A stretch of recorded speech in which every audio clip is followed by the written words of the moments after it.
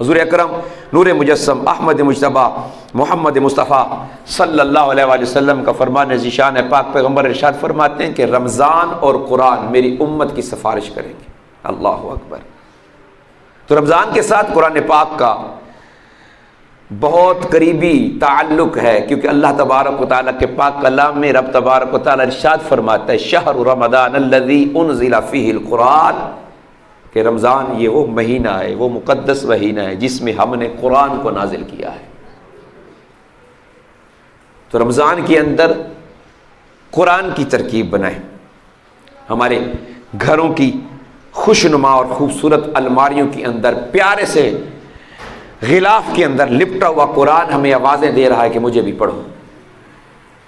قرآن پاک پڑھیں، فجر سحری کے بعد کوشش کریں کہ نماز باجماعت ادا کریں، اور پھر نماز باجماعت ادا کرنے کے بعد مسجد میں ہو سکتا ہے تو مسجد میں بیٹھ کر قرآن کی تلاوت کریں، ورنہ گھر کو آباد کریں، گھر میں قرآن پڑھیں۔ رسول خدا محمد مصطفیٰ صلی اللہ علیہ وسلم کا فرمان ذیشان ہے کہ جس گھر میں سورۃ البقرہ پڑھی جائے، رب تبارک و تعالیٰ کے محبوب کا فرمان ہے کہ جس گھر میں سورۃ البقرہ پڑھی جائے شیطان اس سے کوسوں میل دور چلا جاتا ہے۔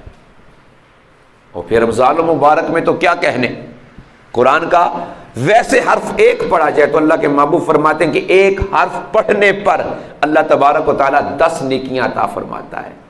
اور پھر الف لام میم، یہ ایک لفظ ہے، اس میں 3 حرف ہیں، اور جو لفظ الف لام میم پڑھے گا اللہ کے محبوب فرماتے ہیں کہ اس کے نامہ اعمال میں 30 نیکیاں لکھ دی جاتی ہیں۔ اور پھر رمضان المبارک میں تو اس نیکیوں کو بڑھا دیا جاتا ہے۔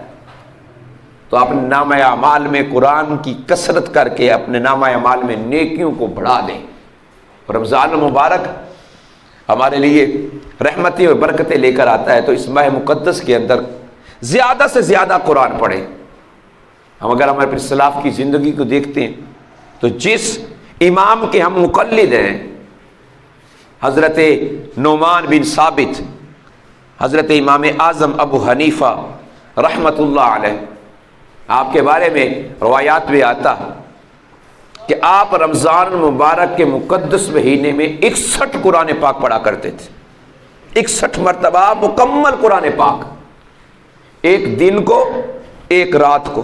اللہ اکبر کبیرہ۔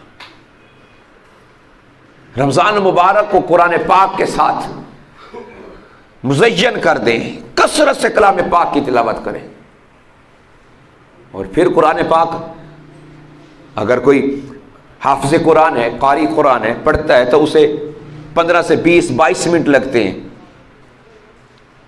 اور جو قرآن پاک کا سپارہ پڑھنے میں زیادہ دیر لگاتا ہے اور لفظ پڑھتے وقت اس کی زبان اکتاہٹ میں شکار ہوتی ہے، تو اللہ کے محبوب محمد مصطفیٰ صلی اللہ علیہ وسلم فرماتے ہیں کہ میرا رب اس کا ثواب زیادہ کر دیتا ہے۔ تو قرآن پاک پڑھیں اور دیکھ کے پڑھیں۔ جو حافظ قرآن ہے یا قاری قرآن ہے، اگر انہیں زبانی قرآن بھی آتا ہے تو پھر بھی وہ دیکھ کے پڑھیں۔ بڑی پیاری بات یاد آ گئی ہے بابا امیر المجاہدین بابا خادم حسین رضوی رحمۃ اللہ علیہ کی۔ آپ نے فرمایا کہ میں قرآن کا بھی حافظ ہوں، میں حدیث کا بھی حافظ ہوں، لیکن قرآن کو دیکھ کے پڑھتا ہوں۔ پوچھا گیا کیوں بابا جی؟ فرمایا کہ رب کا قرآن رب کا نور ہے، اور جب قرآن کو دیکھ کے پڑھتے ہیں تو رب کے نور کی جو روشنیاں ہیں وہ ہمارے چہرے سے نظر آتی ہیں۔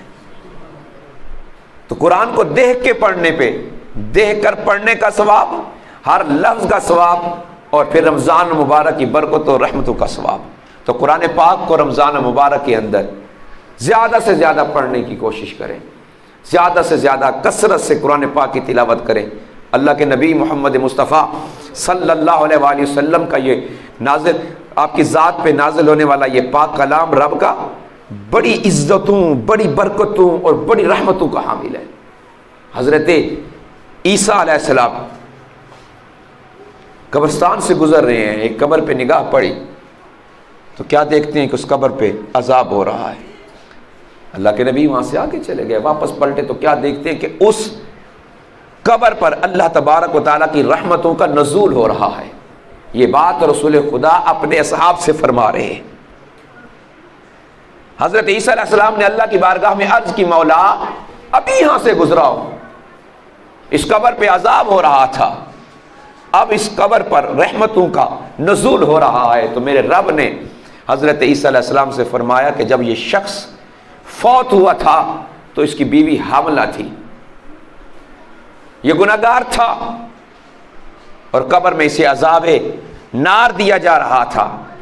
آج اس کی بیوی مکتب میں اب اس کے بیٹے کو لے کر گئی ہے، اور مکتب میں اس کے بیٹے نے بسم اللہ الرحمن الرحیم پڑھا، تو میرے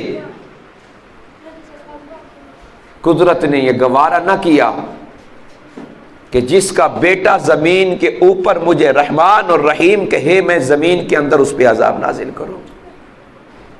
ایسا اس کے بیٹے کی وجہ سے میں نے اس کی قبر پر رحمتوں کی برسات شروع کر دی۔